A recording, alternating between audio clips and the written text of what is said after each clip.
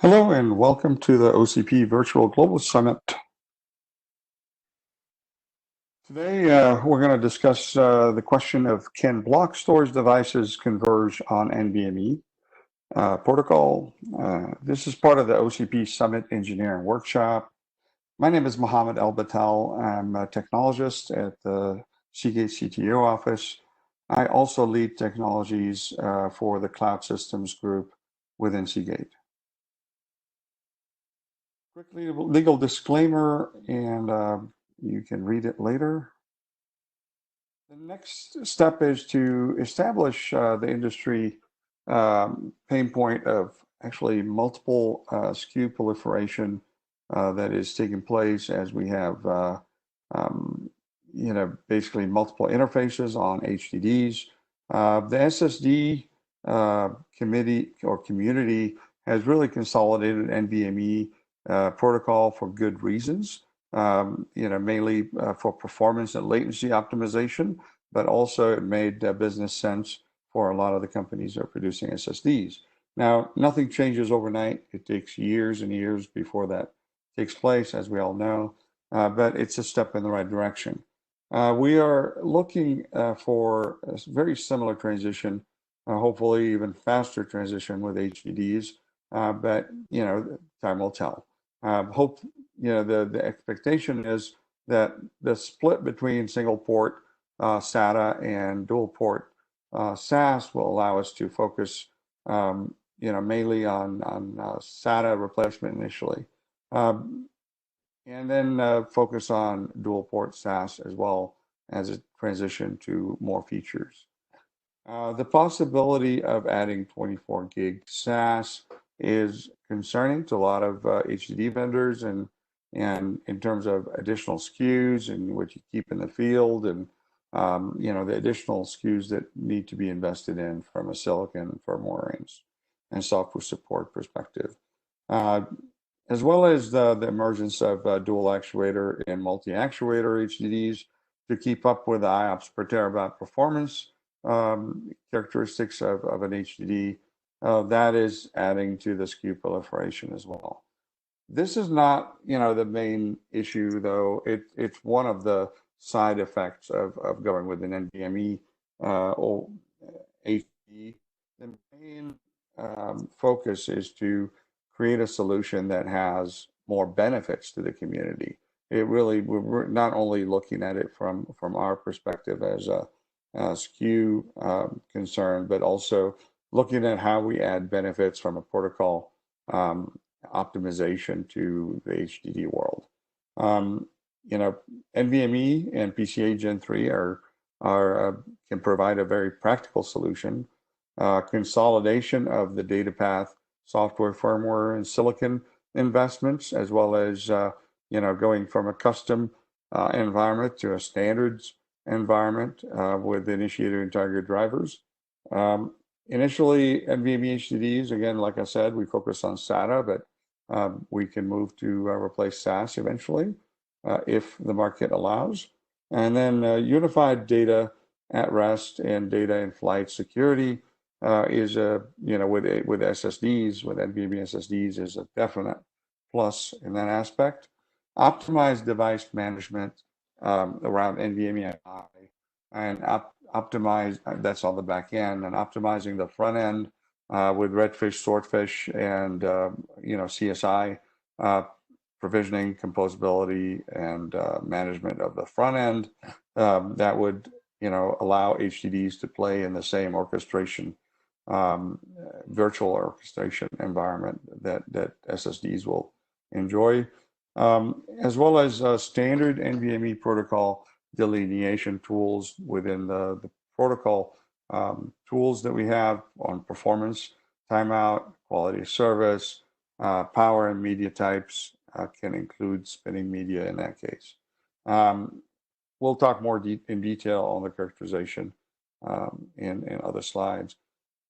But there's a key, not very well understood aspect is the FPGAs today and the GPUs are playing a big role of the data center efficiency and optimization of certain functions like data reduction and active drive solutions. And having a PCIe connection to the HDD as well as the SSD, so all your data at rest solutions to be able to do in-flight data reduction with hardware engines or GPU engines would be a definite plus. Ideally, dual actuator, multi-actuator, bandwidth will be addressed as well in this solution, and queuing performance inefficiencies of SATA will be eliminated in this. And moving forward, there's no better protocol, in my view, that provides better queuing model than NVMe at this point. So again, the long-term convergence, SKU convergence vision is, one drive SKU potentially that can support all the above. Last year, our colleague John Trantham from Seagate went through a presentation on what the thoughts were in terms of connector options and the studies that we've done, and the questionnaires and reviews that were done on that resulted in picking U.3 as an optimal connector. I think that's an open discussion. We need to talk about it in the TPAR and various community discussions.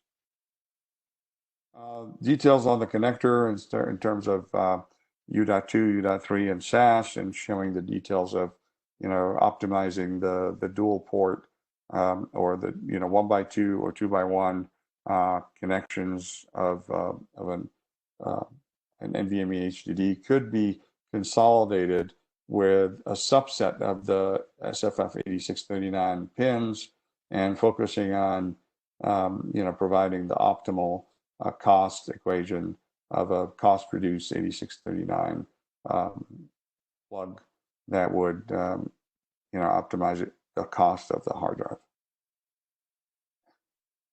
Another study that was done by Alvin Cox within Seagate on the channel modeling of the signal integrity between and nuances and differences between a PCIe Gen 3 and a SAS 3 infrastructure. In summary, the low density and high density JBODs as well as storage servers can definitely benefit and be built from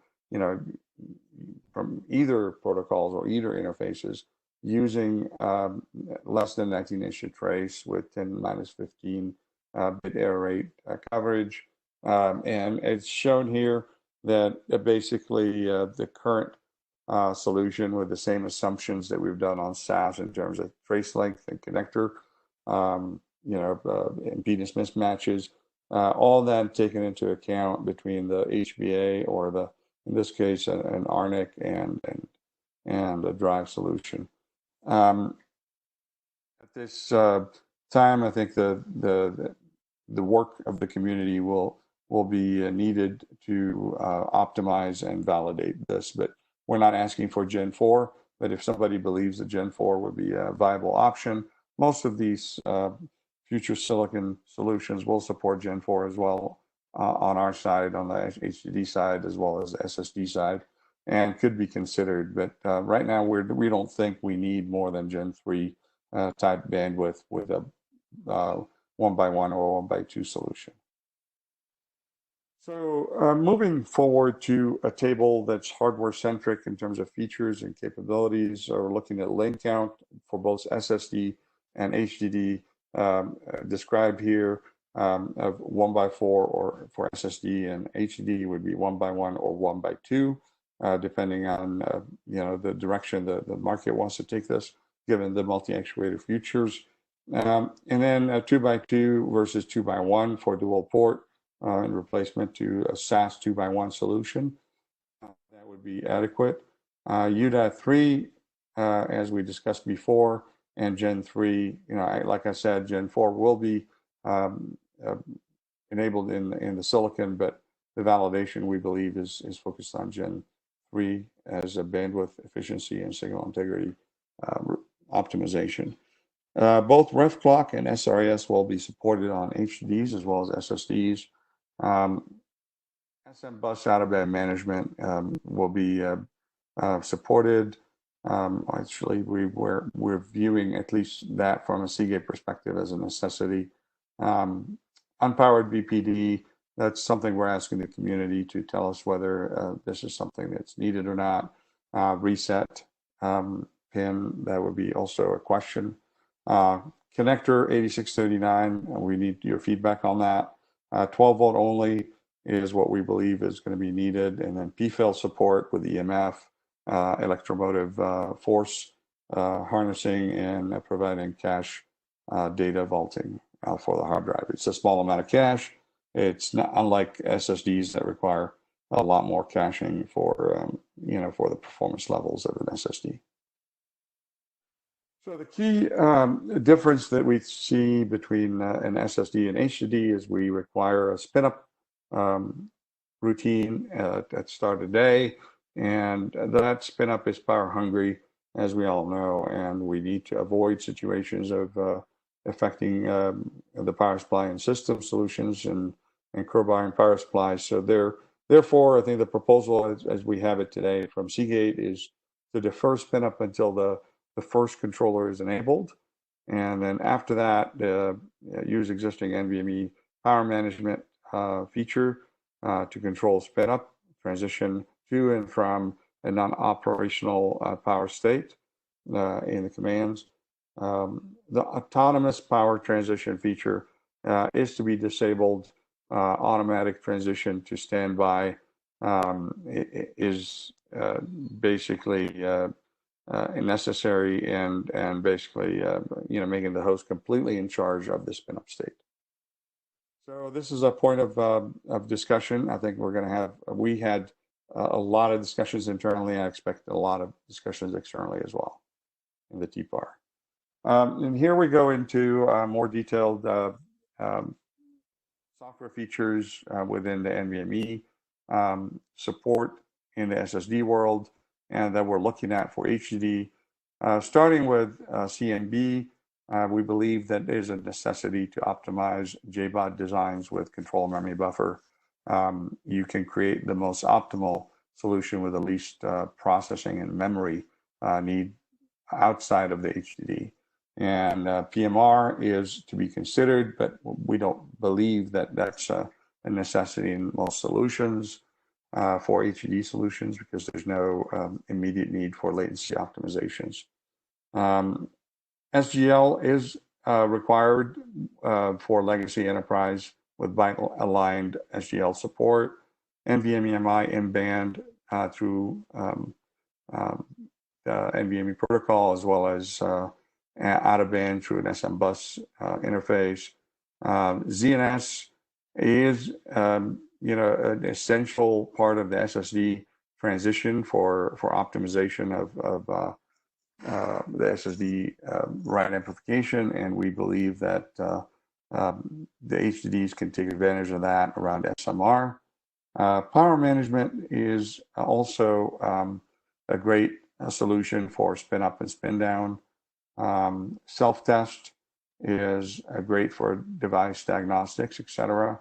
Sanitize for fast erase, similar to SSD, with the same relevance. Telemetry, I think that is all, we all agree that drive telemetry on SSDs and HDDs are the future, and we need to keep those logs and provide them for data analysis. PFIL support is a very good one for HDDs as well, much smaller amounts. And the rest of the features listed up here, endurance, NVMe sets, directives, boot partitions, namespace, write protect, et cetera, ANA, we believe that those are not relevant for HDDs. Again, the call of action here is for Seagate. It is in the process of submitting a TPAR. We'd love for you to participate and give us your opinion and direction in that matter. Where we will plan to collaborate with other leading industry providers of HDDs to provide named NVMe HDDs in the future with multi-sourcing. Additional OCP member suggestions and contributions are very much welcomed.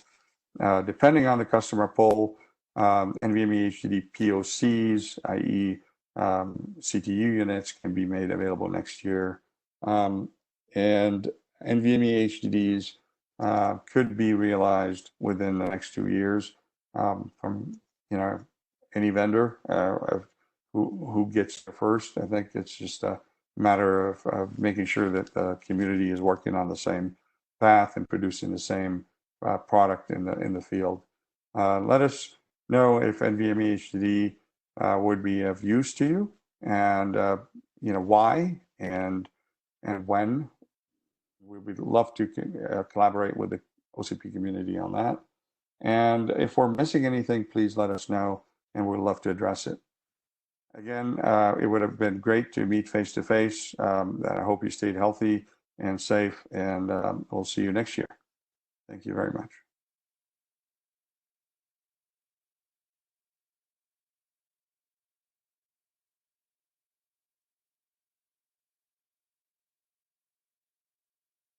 Hello and welcome. Hopefully you can see more questions from everybody. I hope you enjoyed the video. Presentation was supposed to be earlier, along with the workshop, the engineering workshop, after Jason Adrian provided justification for the solution. At this point, I think we've done it in a way so that we can actually provide, in essence, some answers. So I see some questions coming in. Would the concept of endurance groups be useful for multi-actuator HDD? I believe so. I think we need to look into those as we go into a multi-actuator environment. Most architectures today for multi-actuators assume the same endurance across, but as some of the heads are potentially viewed as more active if we have that concept coming up, yeah, why not? But today they're all equal. Another question, will these slides be made available? And the answer is yes. I think they're being attached as a handout. Question about handouts again. The slides are in the handout. We'll get that fixed because it was originally, like I said, we replaced the presentation, but the handout was not replaced in time.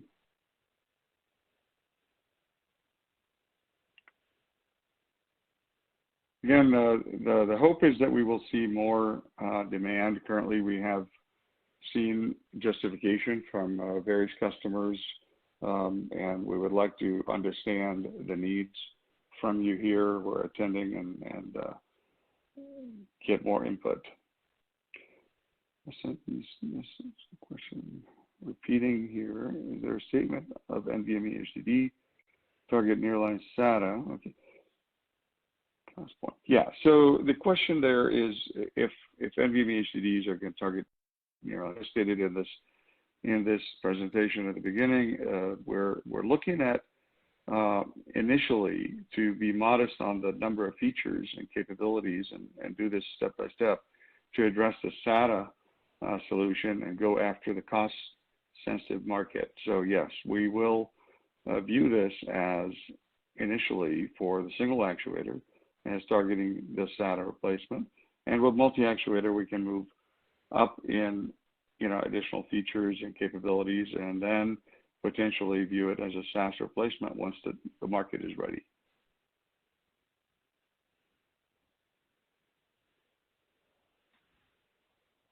We view the power question as, we view it as long as you have a by one connection to the HDD, I don't believe the power will change and will be, basically very similar at the power level.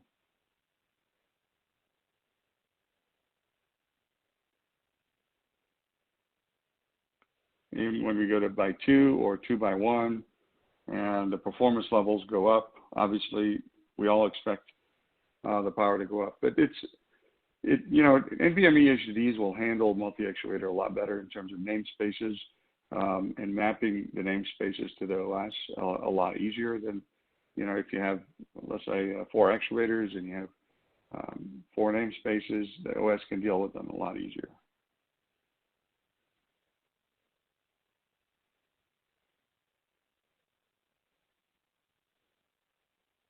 The signaling distance of NVMe PCIe Gen 3, obviously we're not really endorsing that people should stick with Gen 3 forever, but we're saying for the bandwidth requirements and for the Southbridge, you know, for today's Southbridge solutions, as you move from a SATA connection to a PCIe Gen 3 connection on Southbridge, you're going to get that benefit of the additional bandwidth from a PCIe. But it's mainly for connectivity, and you should be able to get about 20 inches of trace from a Gen 3 with multiple discontinuities and connectors in between. But if Gen 4 is you know, what's needed, the drive will support Gen 4. It will basically have shorter reach, but it will. And that's anticipated, you know, from at least from our perspective. We would like to hear also from WD if they're thinking about this, and you know, comments will be very effective in this session.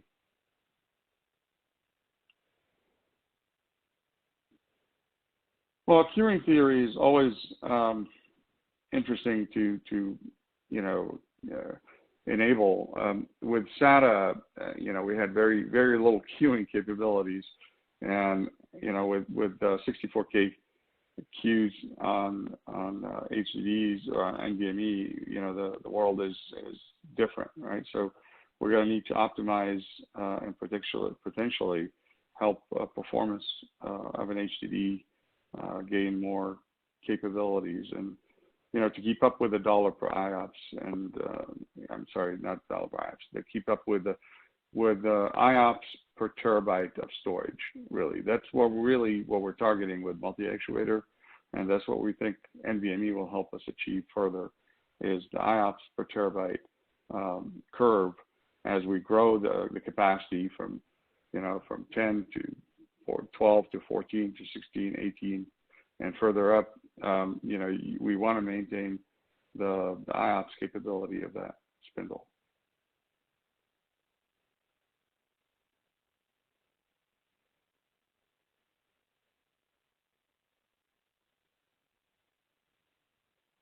Any final questions before we, thank you.